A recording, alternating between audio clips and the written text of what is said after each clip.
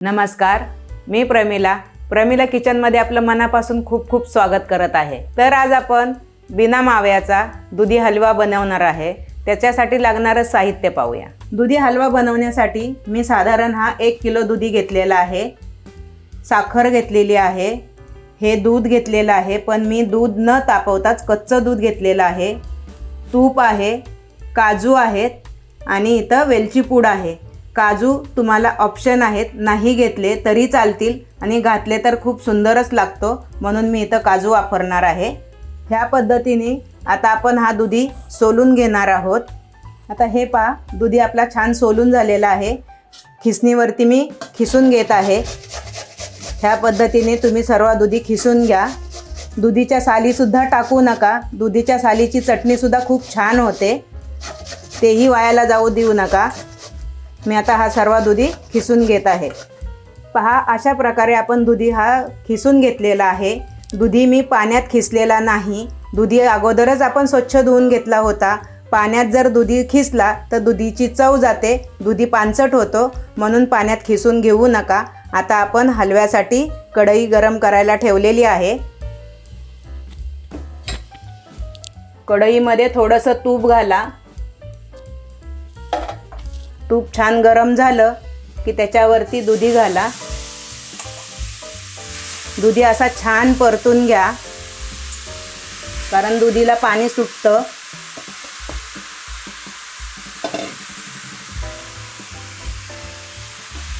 अशा प्रकारे छान हलवून घ्या।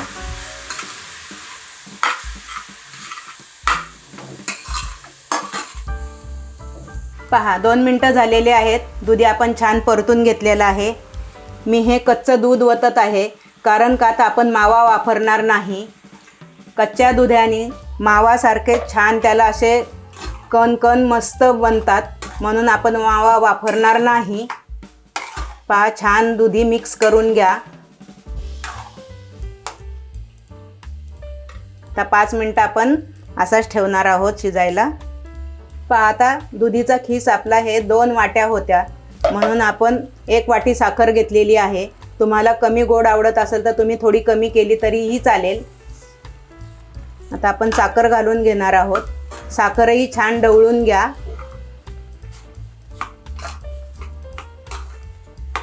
साखर अशी छान मिक्स झाली की 15 मिनिटात दुधी हलवा आपला तयार होणार आहे।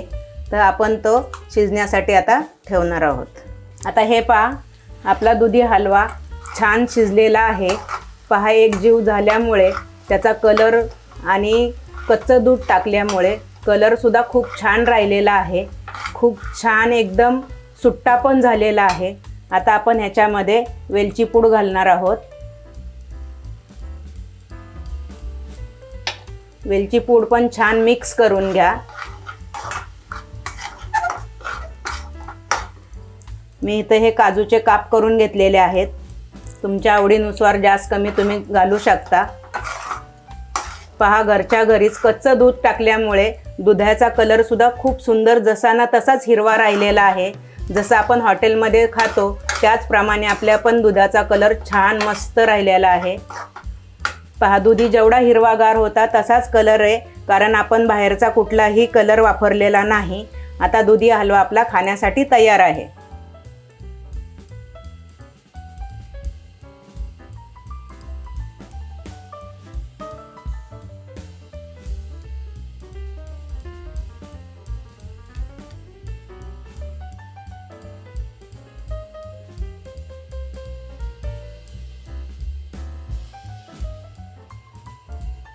तर माझी ही रेसिपी तुम्हाला कशी वाटली हे तुम्ही मला कमेंट करून कळवा।